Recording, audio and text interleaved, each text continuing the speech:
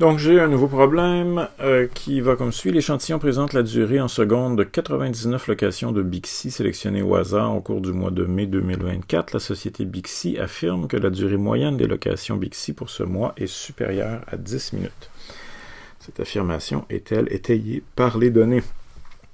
Donc la première étape ici, c'est de se demander à quel genre d'analyse on doit recourir. Puis ici, on regarde comme il faut l'énoncé de notre problème. On voit que notre problème fait mention d'une durée spécifique, là, ici 10 minutes. Donc on a une valeur solide. Puis ça, c'est le signe que notre analyse, ça va être une valeur cible. Okay, donc je vais utiliser la valeur cible. Dans la valeur cible, peut-être vous vous souvenez, la valeur cible elle-même, on y fait référence par l'expression mu0. Donc, mu0, ici, pour moi, c'est 10 minutes. Et mu, ça va être la durée en secondes, donc la durée moyenne de mes 99 locations de Bixi. Donc, ça sera pas mu, en fait, ça va être, pour moi, dans mon échantillon, x bar.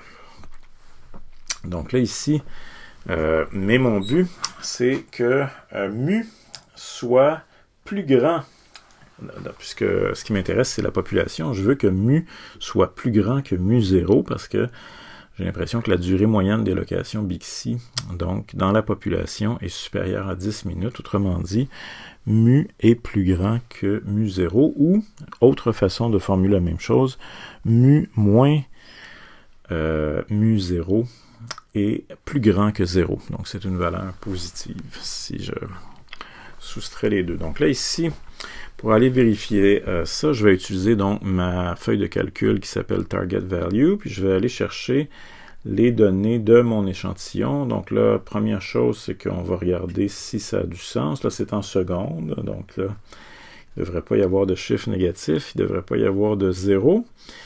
Donc tout ça, ça me semble bien. Et ensuite, on va simplement aller chercher... Là, il y a une petite chose, évidemment, c'est que ici, la durée des promenades est exprimée en secondes. Puis là, ici, ma valeur cible est exprimée en minutes. Donc ça, c'est un problème. C'est pas tellement... La question, évidemment, c'est pas de savoir... quelle unité utiliser. On peut utiliser n'importe quelle unité qu'on veut, les minutes, les secondes, ça ne dérange pas, mais c'est important qu'une fois qu'on a fait le choix d'une unité, c'est la même unité qu'on utilise partout. Donc là, ici, je ne peux pas utiliser des secondes puis les comparer à des minutes, ça ne marche pas. C'est que là, j'ai deux options, évidemment. Soit je vais transformer tous mes chiffres ici, je pourrais les diviser par 60 puis les transformer en minutes. Mais l'autre chose que je peux faire, qui est probablement plus simple, c'est simplement de transformer mon 10 minutes en secondes, puisqu'on a simplement à faire 10 fois 60, donc ça va faire 600 secondes que je vais venir inscrire ici dans mon Target Value. Donc on va commencer par ça ici.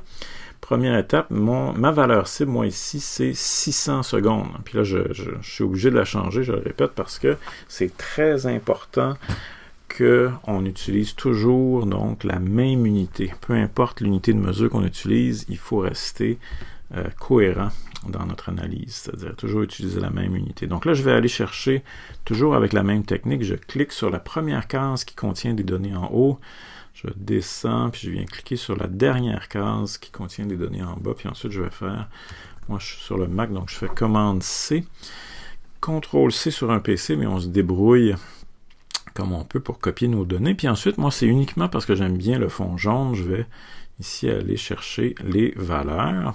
Puis là, on voit que ça génère donc toutes nos données d'un coup.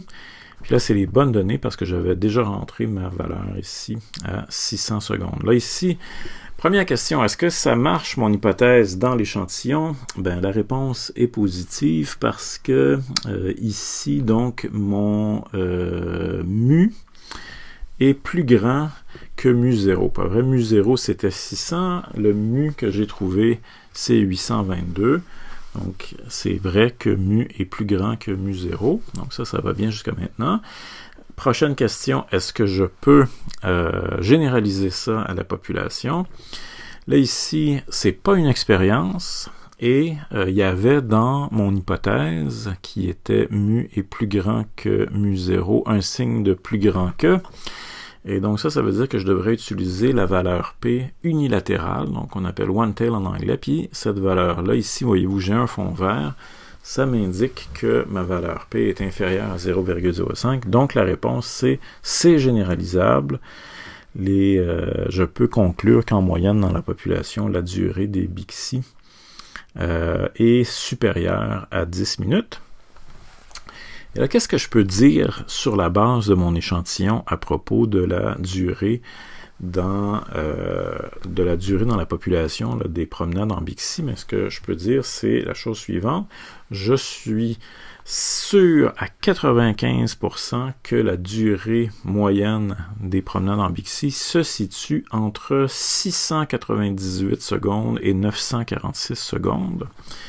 Ouais, donc les chances sont 95% pour que ce soit la durée moyenne des promenades en Bixi. Une autre façon de formuler ça serait de dire je suis 95% certain que une promenade en Bixi, ça dure 822 secondes, plus ou moins 124 secondes. Okay, donc, c'est comme ça qu'on arrive à ce chiffre-là de 698 qui est 822 moins 124, puis 946 c'est 822 plus 124.